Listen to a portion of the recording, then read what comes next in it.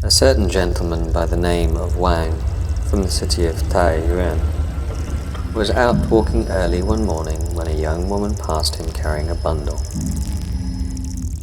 Hurrying along on her own, though with considerable difficulty.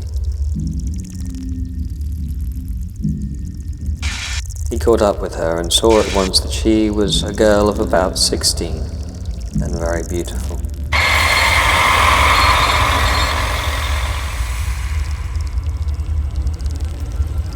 "What are you doing out here all alone at this early hour?" he asked, instantly smitten.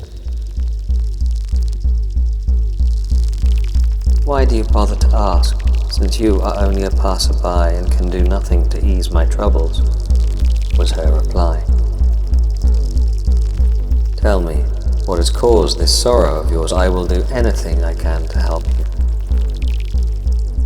"My parents were greedy for money," she replied sadly, "and sold me as a concubine into a rich man's household.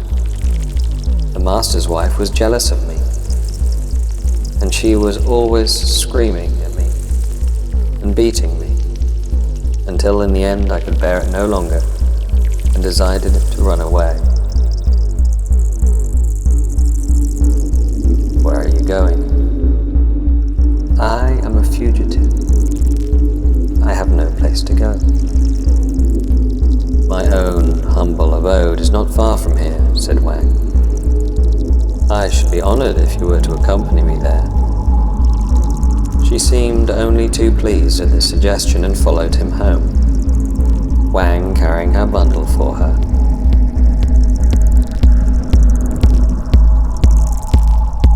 When they arrived, she observed that the house was empty. "Do you have no family of your own?" she asked. "This is my private study," he replied. "It seems an excellent place to me," she said, "but I must ask you to keep my presence here a secret and not to breathe a word of it to anyone. My very life depends on it." He swore to this. That night, they slept together, and for several days he kept her hidden in his study without anyone knowing that she was there. Then he decided to confide in his wife, the Lady Chen. She feared the consequences if the girl should turn out to have escaped from some influential family, and advised him to send her away. But he paid no heed to her advice.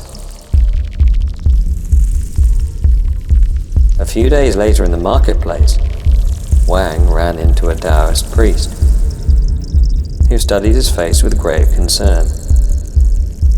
"What strange thing have you encountered?" "Why, nothing," replied Wang. "Nothing? Your whole being is wrapped in an evil aura," insisted the Taoist.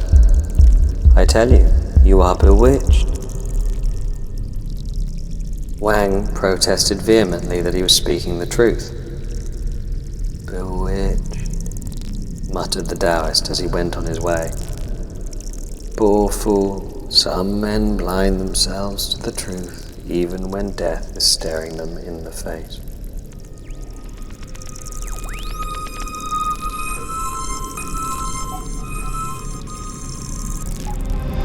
Something in the Taoist's strange words set Wang wondering, and he began to have serious misgivings about the young woman he had taken in. But he could not bring himself to believe that such a pretty young thing could have cast an evil spell on him. Instead, he persuaded himself that the Taoist was making it all up, trying to put the wind up him in the hope of being retained for a costly rite of exorcism. And so he put the matter out of his mind and returned home.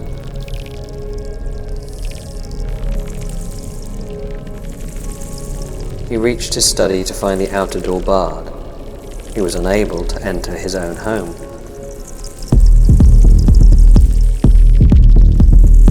His suspicions now genuinely aroused, he clambered into the courtyard through a hole in the wall, only to find that the inner door was also closed.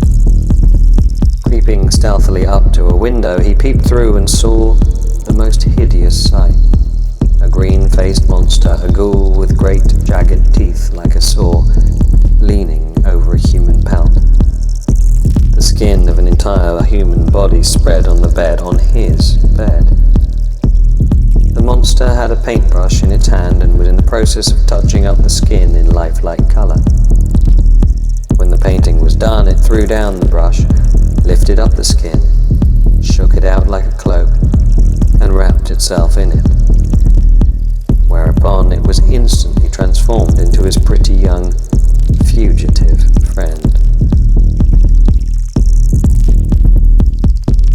Wang was absolutely terrified by what he had seen, and crept away on all fours. He went at once in search of the Taoist, but did not know where to find him. He looked for him everywhere and eventually found him out in the fields. Falling on his knees, he begged the priest to save him. "I can drive her away for you," said the Taoist, "but I cannot bring myself to take her life." The poor creature must have suffered greatly and is clearly close to finding a substitute, and thus ending her torment. He gave Wang a fly whisk and told him to hang it outside his bedroom door, instructing him to come and find him again in the temple of the Green Emperor.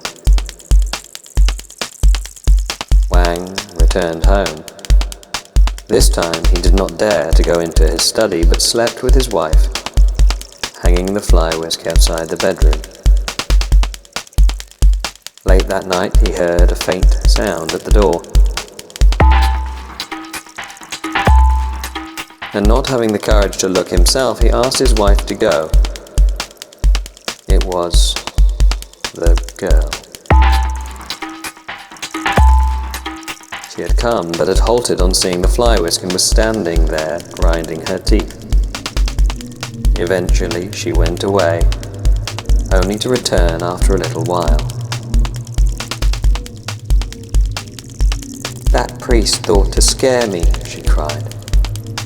"I'll never give up, not now, not when I am so close. Does he think I'm going to spit it out when I'm so near to swallowing it?" She tore down the fly whisk and ripped it to pieces, then broke down the door and burst into the bedroom. Climbing straight up onto the bed, she tore open Wang's chest, plucked out his heart, and made off with it into the night.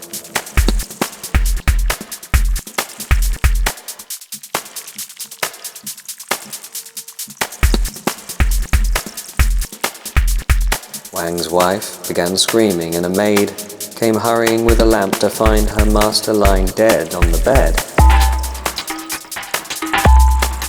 his chest a bloody pulp, and her mistress sobbing in silent horror beside him, incapable of uttering a word.